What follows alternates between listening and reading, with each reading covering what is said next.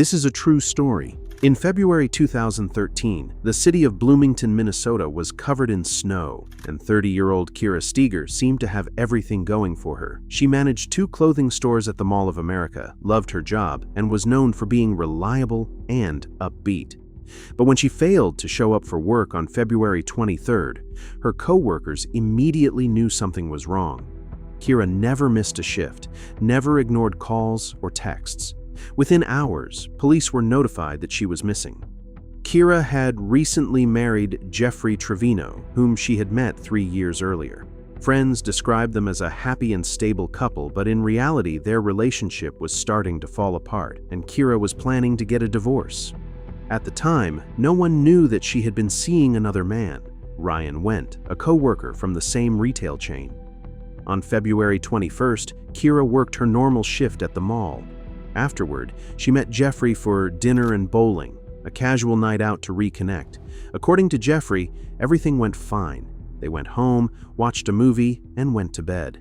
The next morning, he said, Kira left around 8:30 to go to a work event and never came back. At first, Jeffrey didn't seem worried. He told police that Kira sometimes disappeared for a day or two to stay with friends, but her family knew better. They said she would never vanish without contact. When detectives began investigating, Jeffrey repeated his version of events, but something didn't feel right. Then, while reviewing surveillance from a neighbor's security camera, they spotted something strange. At 2 a.m., Kira's car backed out of the driveway and never returned. Hours later, Jeffrey was seen at a gas station.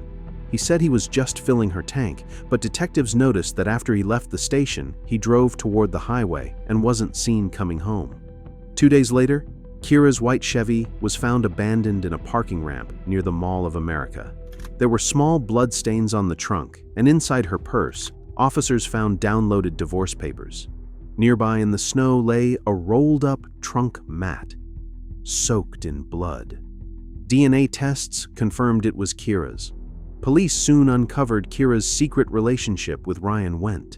He was questioned but quickly cleared. Phone records and credit card data proved he'd been hundreds of miles away in South Dakota that night. The focus returned to Jeffrey. Investigators searched the couple's home and uncovered horrifying evidence. Using luminol, they found hundreds of hidden bloodstains across the bedroom carpet and walls. The mattress, the floor, even into the hallway, glowed under UV light. It was Kira's blood. Detectives concluded that she had been killed in that room. Her body later moved and dumped.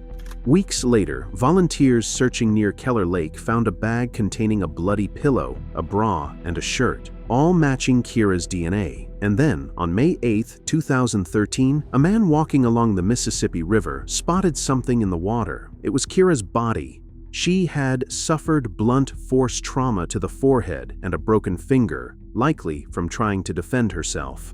Prosecutors believe Jeffrey discovered Kira's affair that night, confronted her, and, in a violent rage, killed her. He then tried to stage the scene, driving her car to the mall parking lot and taking a cab home to make it look like she'd left voluntarily. In October 2013, a jury found Jeffrey Trevino guilty of unintentional second-degree murder, agreeing that the killing wasn't premeditated but happened in anger.